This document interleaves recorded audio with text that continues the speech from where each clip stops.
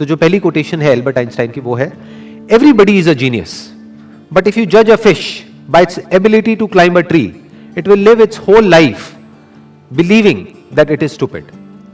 बड़ी powerful statement है ये, इसको ध्यान से समझने की कोशिश करते हैं कि अगर कोई और उस फिश को जज करे तो कोई प्रॉब्लम नहीं है, तो इसका मतलब वो बेवकूफ है। यानी कि अगर दुनिया आपको जज करे तो कोई प्रॉब्लम नहीं है, इसका मतलब दुनिया बेवकूफ है। बट अगर वो मछली खुद अपने आप को जज करने लग जाए इस बेस पे कि देखो मैं पेड़ पर नहीं चढ़ सकती तो मैं बेवकूफ हूं, तो वो बेवकूफ है। हर एक की कोई ना कोई एबिलिटी होती है। जैसे सचिन तेंदुलकर है, उनकी अपनी एक एबिलिटी है, एल्बर्ट आइंस्टाइन है, उनकी अपनी एक एबिलिटी है।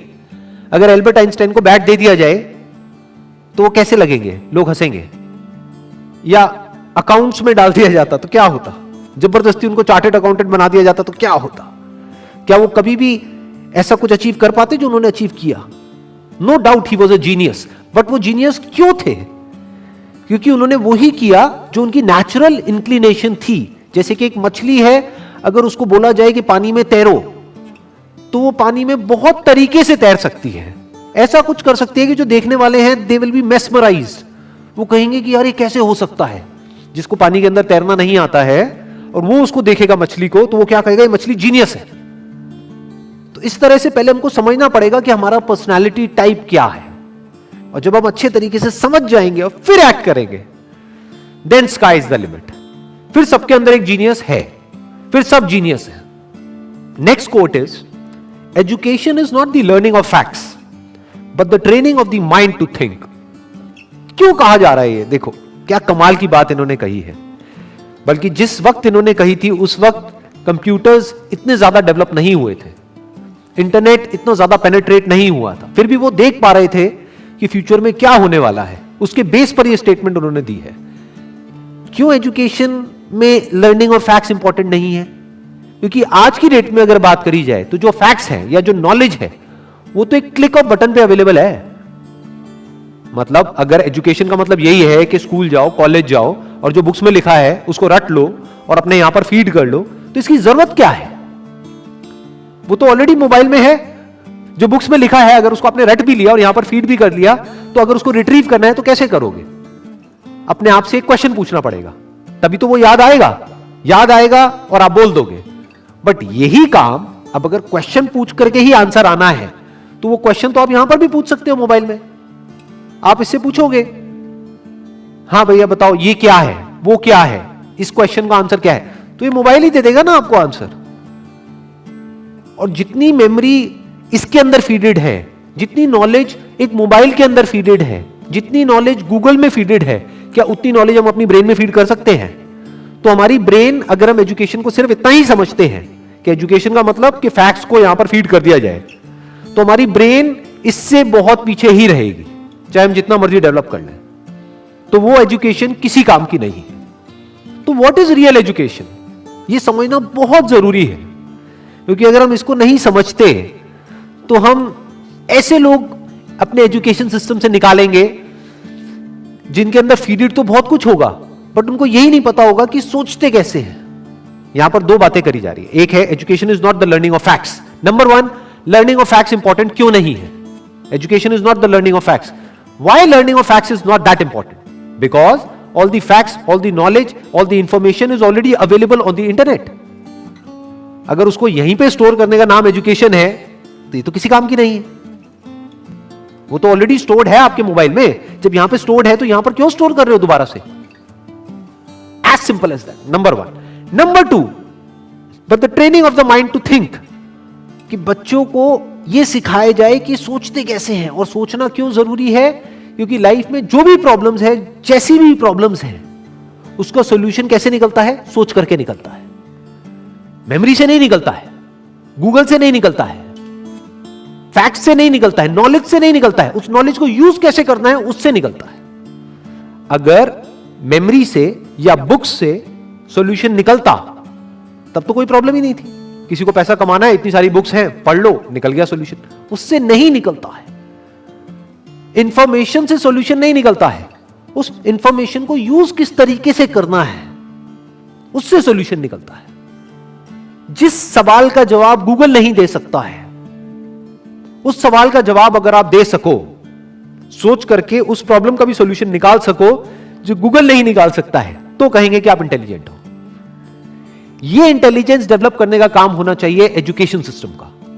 This is real education. Next quote is, the true sign of intelligence is not knowledge but imagination.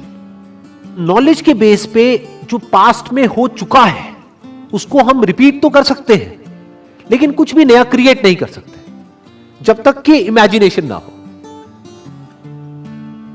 यानी पहले हम कुछ इमेजिन करें, फिर नॉलेज को यूज करें तो ठीक है, बट अगर सिर्फ नॉलेज के बेस पर हम सोचें कि कुछ भी नया डिस्कवर हो सकता है, इम्पॉसिबल। नॉलेज के बेस पर हम गोल गोल गोल गोल एक पैटर्न में घूम सकते हैं कि जो हो चुका है उसको रिपीट कर सकते हैं। फॉर एग्जाम्पल, यहां पर एक बल्ब है, तो इस बल्ब को बनाने की एक नॉलेज है हमारे पास में, तो उस नॉलेज से क्या हो सकता है, और बल्ब्स बन सकते हैं, एक फैक्ट्री बन सकती है, उस फैक्ट्री में और बल्ब्स को प्रोड्यूस किया जा सकता है। और एक ऐसा भी टाइम था जब कोई बल्ब नहीं था, देयर वाज नो बल्ब, तो बल्ब कहां से आया? क्या नॉलेज से आया? जो भी ह्यूमैनिटी की नॉलेज थी हजारों साल की, क्या वहां से आया वो बल्ब? बल्ब कहां से आया? इमेजिनेशन से आया। किसी ना किसी ने सोचा, यानी वो बल्ब कहीं नहीं था, किसी बुक में नहीं था, इस दुनिया में नहीं था, कहीं नहीं था, किसी के माइंड में था। उसने सोचा कि अच्छा ऐसा भी कुछ हो सकता है, और उसके ऊपर काम करना शुरू कर दिया। तो क्या हुआ? वो इमेजिनेशन रियलिटी बन गई। इनफैक्ट अगर हम अपने आसपास में देखें, इस दुनिया में कुछ भी, एक सुई से लेकर के एरोप्लेन तक, सब कुछ आज रियलिटी है। आज वो नॉलेज के फ्रेमवर्क में है। आज हमारे पास में नॉलेज है कि सुई कैसे बनानी है, एरोप्लेन कैसे बनाना है। We have knowledge of producing it, we have knowledge of running it, we have knowledge of creating it. But एक टाइम पे वो सब क्या था?